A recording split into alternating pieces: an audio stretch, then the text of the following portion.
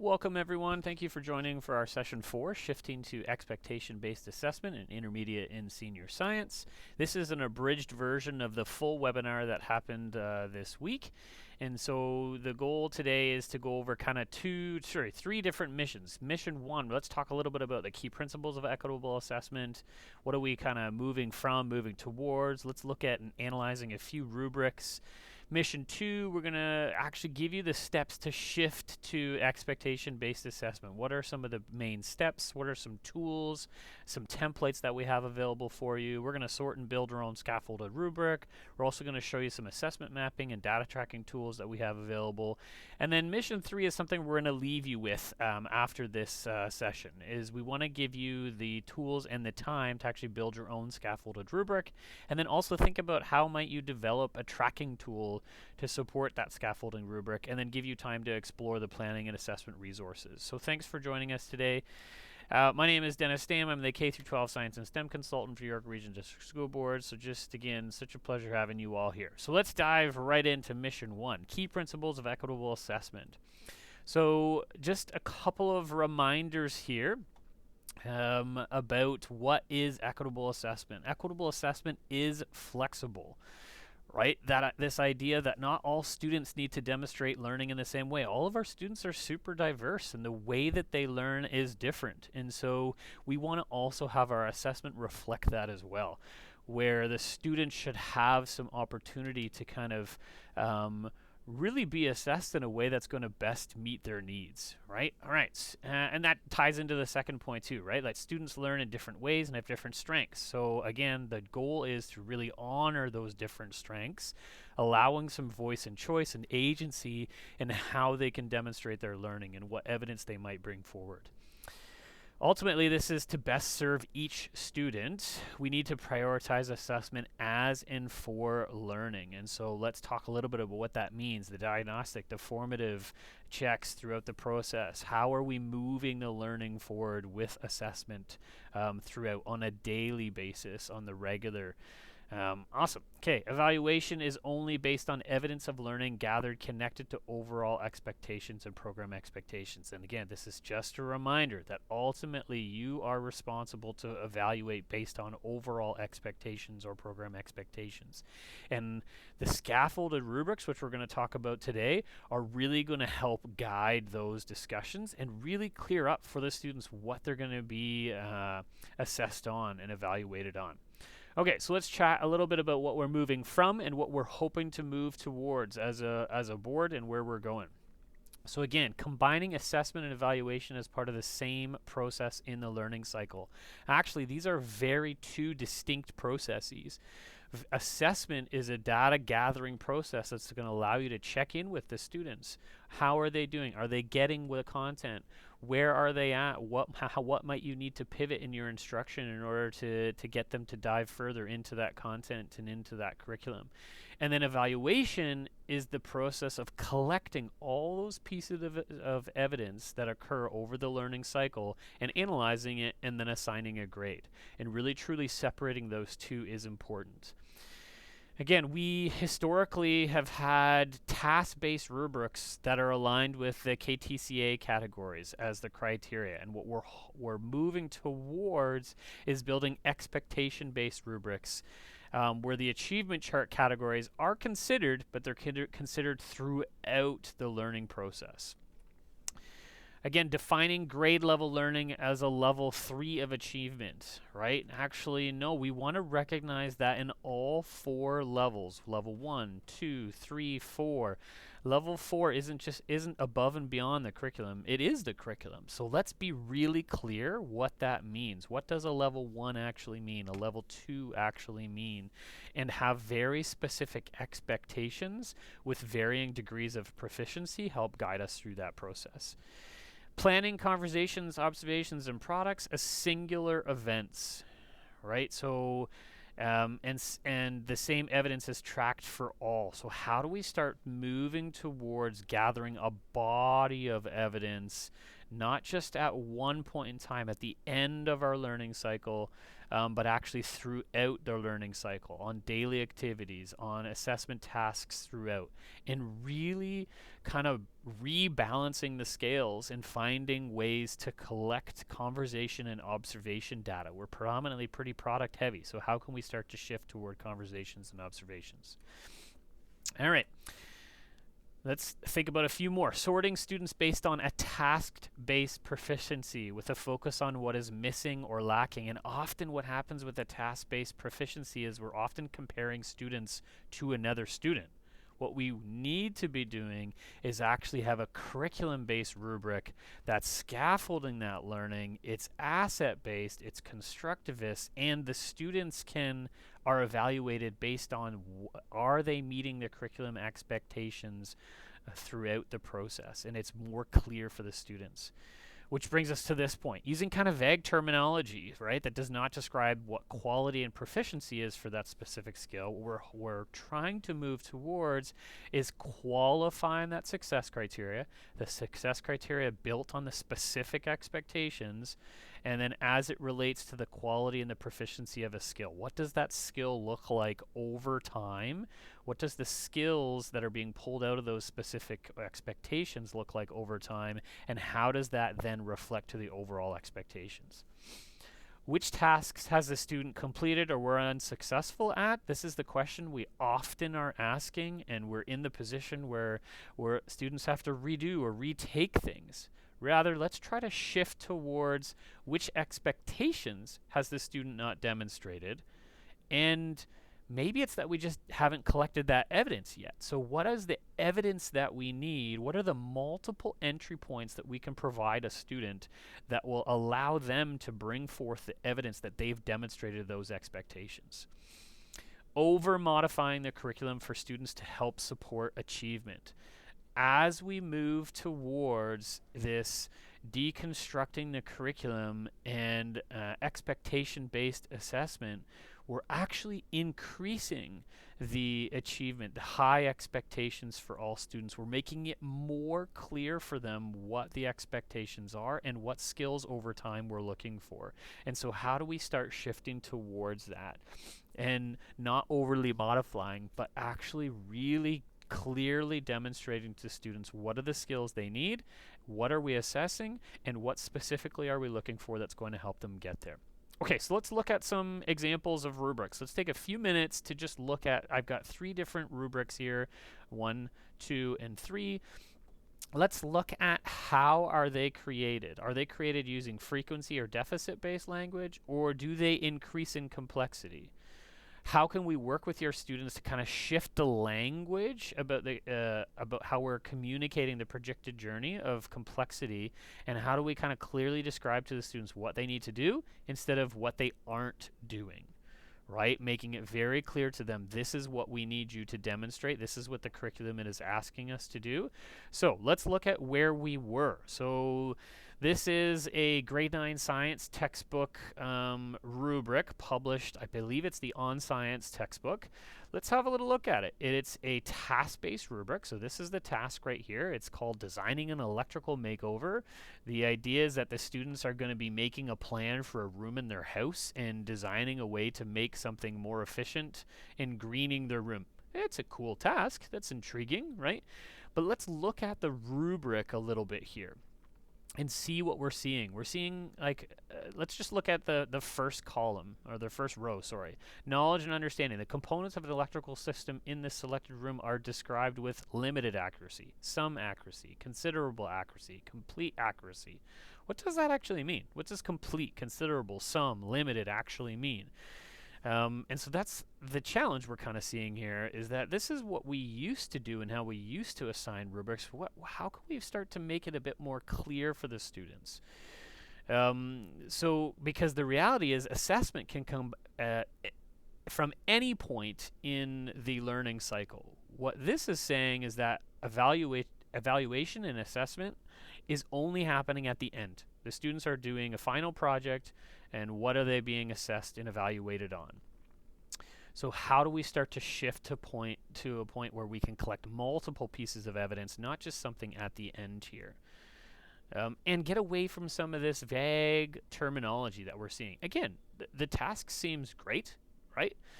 The rubric is not clear. It's a bit muddy. So what would it look like to kind of clean that up? All right, here is another example. This is a single point rubric that was designed by a course team in our system that is working on shifting towards expectation-based assessment. This is a grade 12 biology example. It's still a task-based rubric, so it applies to a singular culminating event. And the expectations, when you look closely at them, are taking the curriculum expectations and just kind of adding some an alter to kind of fit the task. So are we truly hitting those expectations that we're hoping for, or are we making the expectations fit a task here? Now, another positive, as I love seeing that, I'm seeing some self-evaluation opportunities. So the students are actually ranking themselves, not yet, needs attention, met. So hopefully this isn't assessment data that's only completed at the end. Hopefully the students get to rank themselves, redo it, and then resubmit it in order to improve their grade. And then if we look at the task itself, I'm seeing B2.3, B3.2, so I'm seeing really only 2 content expectations, and the rest seem to be being pulled from strand A in the curriculum document. Again, nothing wrong with that. Evaluating strand A, we are required to evaluate strand A, but is this task rich enough? Are we seeing enough expectations being assessed here to justify this large culminating task around this singular task? And so this is what's kind of getting us to think a little bit. All right, so now let's look at a scaffolded rubric. Again, this rubric was created by educators in our system. The grade team kind of deconstructed the expectations, and they created this asset-based scaffolded curriculum expectation rubric, and it is directly connected to the overall expectations, which is ultimately what we evaluate and report on. Let me open it up for you. Well, no, we'll just leave it here because they're going to have a chance to look at this one later. And I was intentional. I actually pulled the SNC 1L, 2L curriculum, because I think some folks forget that there is actually a curriculum for that document or for that course, that locally developed course. And it's quite a beautiful curriculum document. As you really dive into it, it really builds on itself and skills over time. Again, you can see that this is strand A. Just look at them. So level 1, I'm describing science procedures and skills. Level 2, I'm explaining what makes a fair test. So the skills are building on itself and why it's important. Level 3, if I can provide a specific example of how a procedure, skills, and tools of science are used in my daily life, level 3. Okay, and then where do we ultimately want to get all the students in that class to? Is that level 4? Are they able to take level 1, 2, 3, the learning that they took from all these categories, and ultimately develop their own fair test to test something in their everyday science, using everyday science? And that's ultimately how you can kind of see the building of skill progression from one to the next. And the students very clearly can see where what levels they've hit, what levels they might need to work on, and where they need to go. And it's directly connected to the specific expectations. And these specific expectations will ultimately inform how we evaluate students on the overall expectations. Okay, cool. So we've had a chance to analyze some rubrics. We talked a little bit about why the shift to expectation-based rubric. Let's talk about the steps. What are the steps to shifting to an expectation-based assessment? And let's look at some examples. So I've tried to break it down into kind of what I would say are the 4 main steps for breaking down and shifting towards an expectation-based assessment. So step 1, we need to deconstruct the curriculum. And I absolutely love this exercise because I think we often, as science educators, we're so passionate about our science that we end up infusing our passions into the course, which is good, but sometimes we end up taking the curriculum away from the curriculum expectations. So let's pause and really make sure, do we know each of the expectations in our curriculum document? Can we break them down into learning goals and success criteria that is understandable for the students and ourselves, and turn them into a really simple little guide for the students? So here I have an example of I can statements that were developed by some educators in our board for the SNC1W course, and they are written into student-friendly language, right? Let's actually go to one of the content strands here.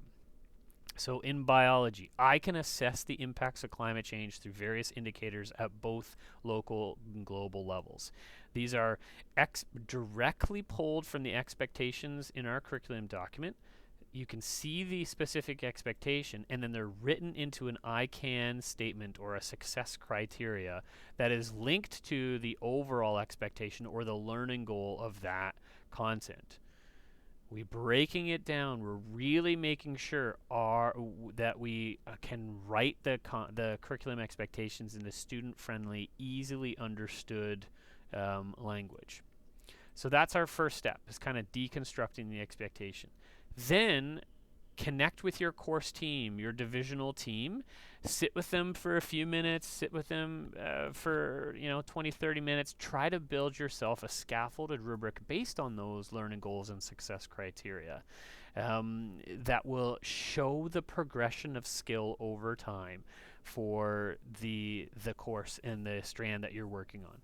We have a sample from SNC1W here. We also have created templates for all courses in secondary, and I just built some for the elementary panel as well. So you have blank course template, expectation-based rubrics. So if I open this one up, you can see they're blank. What we've done is given you the overall expectations, and as a team, a divisional team, this is where you would build the scaffolded rubric in this section here. So we have one for every grade and strand, which is really quite exciting. All right, so we've deconstructed our curriculum. We're building our scaffolded rubric. Now we start to get into the nitty-gritty, the how. How do we now apply this into our programming and into our instructional practice? So we're not starting from scratch. Don't start from scratch. You're all doing great work in your courses already. So what you want to do now is maybe grab one of these assessment mapping tools. So we have built assessment mapping tools for all grades in strands. Oh, it's going to make me sign in.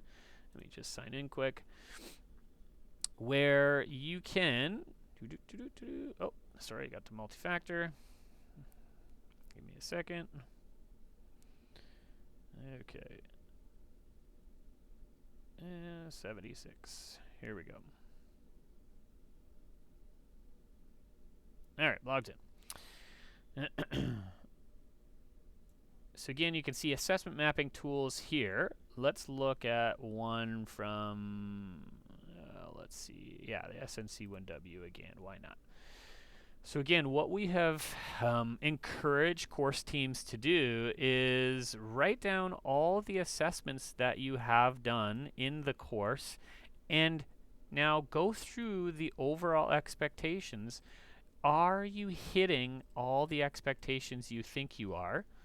Are you maybe under evaluating certain expectations? Are you over evaluating certain expectations? What might you be able to adjust in your course? What might you need to be able to rethink, repeat, remove from the assessment that you already do in that course, aligning it to the expectations? So don't start from scratch. Like, let's assess what we have been doing and really start to shift our expectations to those overall expectations.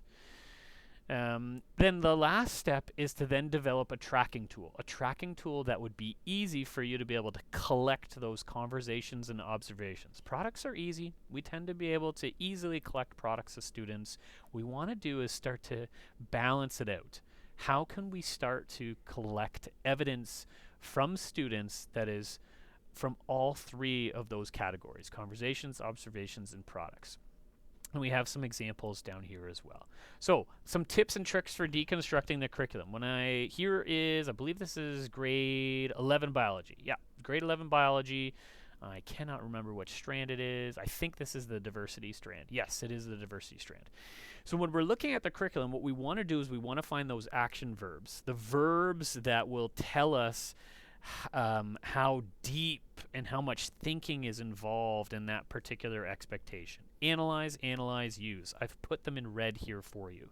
And these terms tell us the skills and the knowledge that students are going to be using to learn, and then they also help direct us in building that scaffolding that will appear across the different levels of assessment. Analyze is a much deeper, richer curriculum expectation. Use is more of like a level 1, level 2, right? And so then what we will be doing is we take those verbs in the overall and the specific expectations, and we build our learning goals and our success criteria. Here are 2 specific expectations from grade 11 biology, B1.1, B1.2.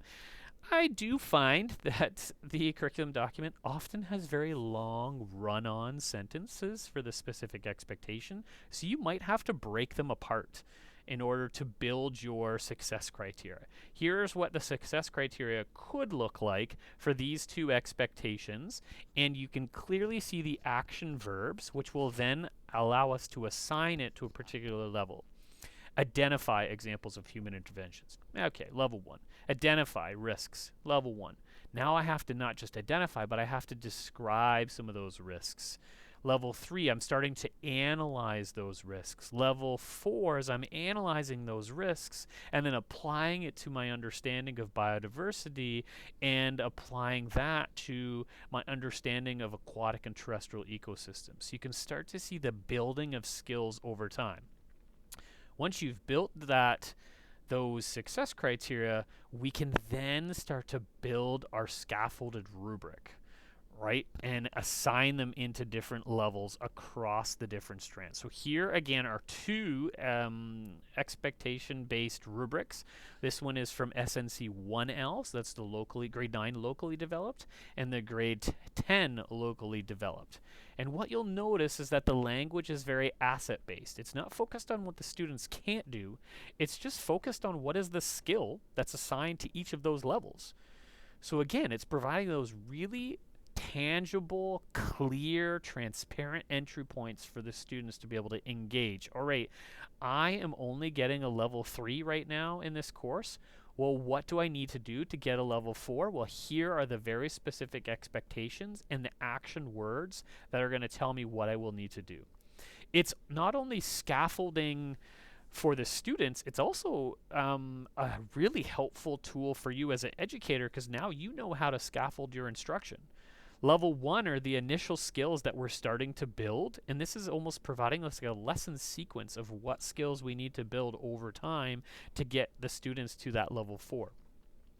It aligns with our culturally responsive and relevant assessment and evaluation policies that really is centering clear expectations for students, multiple opportunities for them to demonstrate their learning, and helping them really see the skill progression over time, and allowing for multiple modes of evidence to be used to demonstrate that learning.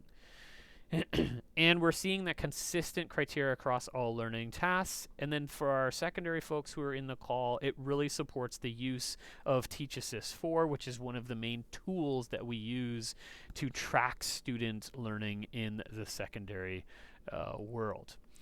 Okay, so if you're watching this video, I'd actually going to encourage you to pause the video right now and, don't look at the answer key yet. Open up this document. And I already have the answers up here. Let's quickly sort them. Let's go to version history. See version history. I'm going to go back to this one here. Okay. Store this version. Yeah, great. All right. I would encourage you to take just a few minutes to pause the video. And what I've done is I've set up a example of how you could build a scaffolded rubric for just one strand in, this is SNC1W? Yes. So what I want you to do is just take the expectations. These are the specific expectations with the action words highlighted, and they're written in student-friendly language. And what I want you to do is grab them and sort them as to where you think they need to go. Is this a level 1, 2, 3, or 4 expectation? Is that a skill that requires a lot of depth and understanding, or is it just the initial skill that's going to get them to that level 4? And kind of sort them as you go and see what you can kind of come up with. All right? So pause it for a second. Move them, shift them. Do this with a partner. You can kind of debate back and forth, and that's the lovely part about this, is that I love the opportunity to kind of work with another colleague to really say, what do you feel is a level 1, 2, 3, or 4? It really helps build professionalism in our practice when we're really wrestling with and kind of working with another colleague to kind of understand together, what does it actually mean across the curriculum, the skill development over time. So take a few minutes to do that. Try that on your own. So hopefully just pause the video, and then when you're done trying it, let's go back in. What I want you to jump into is, let's show you a potential answer for this. So this is our potential answer for the scaffolded rubric sample for the SNC1W course. Again, you can see, and you as a course team, you might find that you maybe organized it slightly different, but this is just the course team that put this together. This is what they kind of thought, right? Would be a level 1, a level 2, a level 3. But again, what you can see is this progression of skill over time. There are multiple entry points for students to engage in this. There are multiple pieces of evidence that I could collect on each individual student that would help me understand where they're at along this scaffolded rubric strand. But ultimately, this is where we want to get students. We're not just saying, oh, level 4 is above and beyond the curriculum. No, actually, level 4, these are the specific things that are required to get a level 4 in this course. By the end of B2 overall expectation, you should be able to design your own experiment and test indicators of climate change and the impacts of human activities, and then analyze their results. You should be able to make connections to the impact of human activities in our own region, in York Region, Ontario, Canada. You should be able to recommend sustainable practices to mitigate these effects. You can't get here unless you've covered the skills necessary from level 1 to 3 in order to get to this point here. But it is very clear to students what they need to do in order to move towards and shift towards that level 4 expectation. And what I love about this is that often I think a lot of the ways that we evaluate and assess, we're actually really stuck on a lot of the level 1 and level 2 expectations, and we don't actually do a deep dive into the STSEs, the science, technology, engineering application of the content. And that really is that level 4. Can they apply their understanding of what we taught them in that strand and those skills to that final scenario or task at the end? Okay. All right. So that brings us to the assessment mapping. So I already chatted about this earlier, but again, what is an assessment map? It's really just a process to identify and address academic gaps, any redundancy, misalignments, with the ultimate goal of trying to improve the effectiveness of the course. Are we assessing what we thought we were assessing? Are we hitting all the curriculum expectations and the overall expectations? Are we over-assessing certain ones? So again, you'll see the strands and the overall expectations here. You can list your course assessment tools that you use here. You want to also take some time to kind of identify the level of the achievement categories, and then identify the type of assessment. Is it conversation, observation, or product? Once you do this assessment map, you'll start to realize really quickly, oh man, we do a lot of products, but we need to find ways to collect more evidence in conversations and observations. Oh man, we do a really good job in, let's say, the genetic unit. Right, this is a grade 11 course, biology. Grade 11 biology teachers spend a ton of time in genetics, at the detriment of losing out on some of those other overall expectations. How often do we get to those plants and animals unit and strand at the end? So how are we making sure maybe we're over evaluating and assessing in one unit versus the other? And this is just a tool to kind of help you reflect on that. And then ultimately, this is the practical part of it. Okay, that scaffolded rubric is awesome. That assessment map tool is really great to help us deconstruct and help us understand where we're over-assessing, under-assessing. But ultimately, we want to be able to gather student conversation and observation data, and we want to do it in a way that's efficient, that is timely, that that we can do easily, and we can replicate often. And so here are some examples of what educators are trying to do as they've shifted to expectation-based assessment, and how they are trying to track some of those conversations and observations specifically over time. So here's a chemistry example. And here are 2 grade 9 examples as well. And what I love about this one here is it could be like a little exit ticket that you're providing students on a regular basis. Maybe you're doing 3 exit tickets a week that are directly linked back to those expectations and the I can statements. And so there's some self-evaluation that the students are a part of as well. So that data tracking, how much more powerful would it be is if we're actually having the students also saying, this is how I'm demonstrating this evidence or this expectation, and here's evidence of that. And so that's ultimately that metacognition, that ability for the students to be able to reflect on their own learning is really what we are hoping for those students. Okay, so let's pull it all back together. Why the shift to expectation-based assessment? We're trying to really get greater transparency for those students and student learning. Honestly, I don't know about you, but when I've had conversations with parents and families at parent-teacher interview night, and I've said, oh, your kid really needs to do better on thinking. What? And then the parents come back and they ask, well, what does that actually mean? Right? So by shifting to expectation-based expectation, we can very clearly say, okay, here's what your son, daughter, your child is doing really well. Let's focus on what they're doing really well first.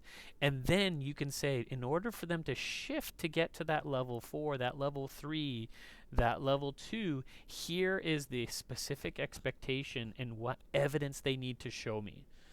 Right? And it creates very clear guidelines for the students. And the feedback that we're getting from educators, students, families out in the system is that they are seeing how much more transparent the assessment process is, the evaluative process is. Ultimately, it's going to have a greater focus on using assessment, not as evaluation, but assessment to improve student mental health, well-being, and learning over time. We're collecting assessment data daily, not just at the end of the learning cycle, but throughout the learning cycle to inform, are the students getting it, are they not? How do we shift our instruction?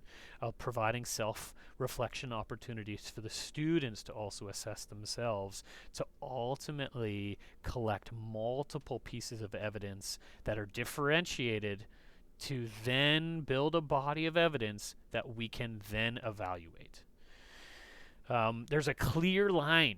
What I love about the scaffolded rubrics is now we can clearly see what are the skills, what instructional moves do I need to make, how do I need to adjust my planning in order to get the students to the point of through that skill development continuum. There's ongoing feedback, there's ongoing reporting. It's not just reporting at the end of the unit, at the end of that strand, but it's throughout the process. It really kind of promotes this this flexible and responsive planning and teaching process, and ultimately gives more student agency to those students around the assessment process. Historically, we still are collecting products as the main source of evidence that will inform our evaluation of that student. So how might we start to shift towards offering opportunities? And that's what expectation-based assessment does, provides us easier opportunities to collect conversations and observations with for the student as well. So here is a document that you can have a look at. This is built by our assessment team, and really it's just a collection of assessment tools that are being co-created around the board right now by a variety of different teachers and a variety of different course teams in a variety of different disciplines. You can see science here. These are some examples that we've been building over time, and then some of the assessment maps that are there. So that's a really exciting resource. So, which brings us to mission 3. This is kind of like a little bit of homework, some takeaway for you. I would encourage you to find a partner, find a course team, find a colleague who is teaching a unit that's similar to yours, a strand that's similar to yours, and I would encourage you to try to build a simple scaffolded rubric, and then co-create a tracking tool. And that's where I can, as the science and STEM consultant, can come in and support. So if you wanted to work with your principal, I'm happy to come in and provide you some support with that. So again, find a partner. Grab a copy of one of the scaffolded rubric templates. Start to develop your own scaffolded rubric. Select one unit at a time. Try it out. Don't do the whole course. Try one unit at a time. Pick maybe 3 of the overall expectations and just kind of move along and level those expectations. Break the specific expectation apart if it's a long run-on sentence, and then really look for those action words in order to help you build that. Then, after you've kind of built that scaffolded rubric, think about what are the tracking tools, the real practical tool that ultimately that I'm going to use to record student observation and conversations. So we have some examples that are in this document here. And then this resource here is something we've been pushing out to different using a different PD, but really, some great people out in the system who are already working on that have been willing to share some of the expectation-based rubrics that they've been working on together as a team. And then hopefully we can kind of co-create some scaffolded rubrics and tracking tools together as a system and as a group of educators across YRGSB. So, awesome. Again, where can you find all these resources? If you jump onto the SharePoint pages, the assessment and evaluation in science page, this is where we have all of the relevant guiding resources for assessment evaluation in science. And then we have very specific A&E resources here. So this is hot off the press. Expectation rubric templates for grades 1 through 8 science and technology. So we have a template for every strand. Then we also have that for grade 9. We have assessment mapping templates. I'm hoping to build assessment mapping templates for grades 1 through 8 as well. So stay tuned. Those are coming up. And then we have some tools for planning, assessing by overall expectation. And then you'll see 2 very practical resources here. This resource here called 10 Ways to Make Thinking Visible in Science Using Assessment Probes. Again, really looking at what are simple instructional moves that I can make on a daily basis to collect assessment data, diagnostic formative assessment data to inform instruction, to make shifts in instruction, to check for understanding. And it was really informed and guided by this text here, Science Formative Assessment. Love this text. This is I think there's a second volume as well. Really practical assessment techniques to help you link assessment, instruction, and learning together in science. And then there are also some general assessment evaluation resources that we've linked here that are directly from the assessment and evaluation team. So that brings us to the end. Thank you for joining virtually. If you're watching this video virtually, again, remember all of our resources are up on the science and technology pages. Please have a look. And we'd appreciate you filling out a little feedback survey. We are hoping to do webinars once a month. And we're looking for other topics that you're interested in us in exploring. So again, thank you for joining me, and reach out if you have any questions.